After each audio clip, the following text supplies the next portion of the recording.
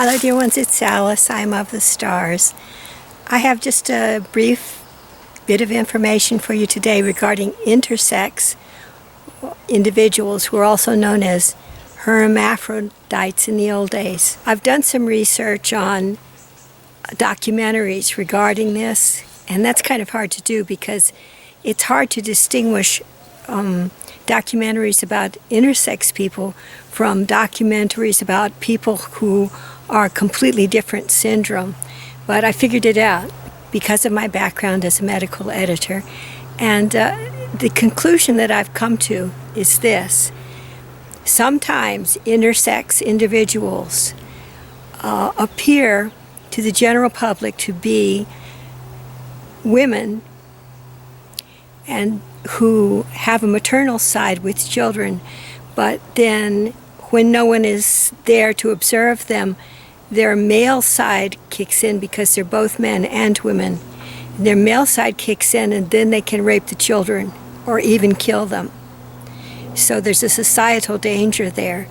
I may be completely wrong, but from my reading it seems like the typical intersex woman is what you might consider to be a nymphomaniac with a penis, a small penis usually, who likes to rape children. And so you may find a woman of that nature in a relationship with a man. Say they both like children. They both like children as sex objects and enticing children to their home, for instance. And because the woman flies under the radar of the gentler sex with the police department and the FBI, never discovered. For long decades, never discovered. And so in the neighborhood where they live, what you will see is one young person, usually a boy, after another, cultivated with gifts and so forth, and their parents also cultivated with sexual rewards. And then at about the age of 5, you'll find that the intersex person begins sexually attacking the 5-year-old boy and continues on until the age of 18. Near the end of that time, she is also beginning to cultivate a couple who have newborn children after they reach the age of about 2 years, for about 3 years, with gifts and with babysitting, and with her maternal side, she'll be cultivating those people.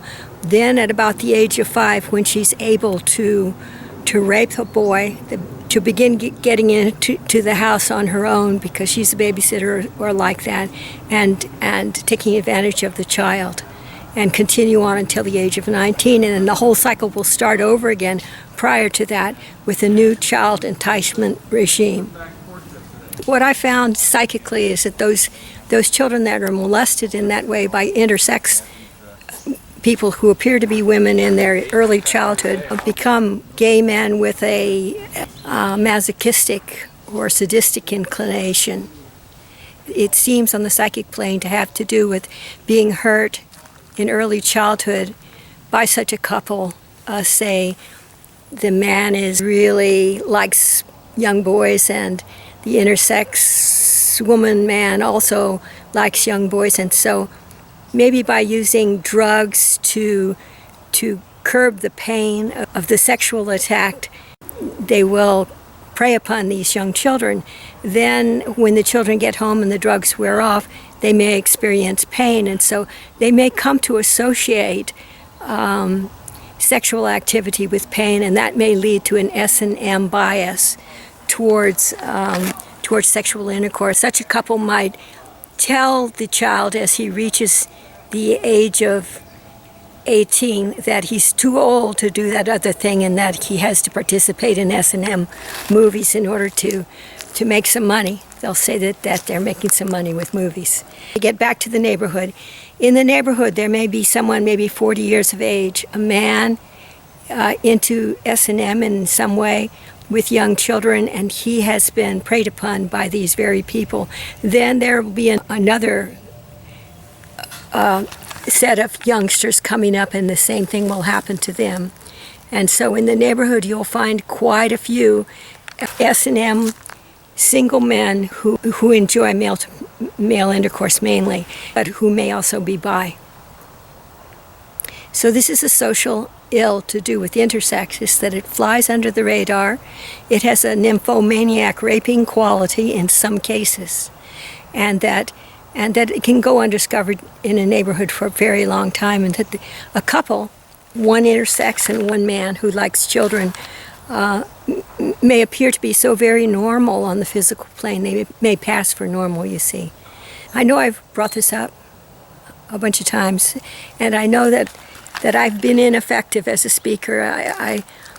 I wish I could do better for you. I see from the statistics online that the numbers of people claiming to be intersex have increased from 50,000 10 years ago when I started talking about this to many, many more people now, numbering in the millions. So it's a social problem that might be addressed legally or behaviorally, with behavioral psychology, I feel. Well, that's all for now. God bless you all and keep you safe and keep your children safe and be with all of you through all your days.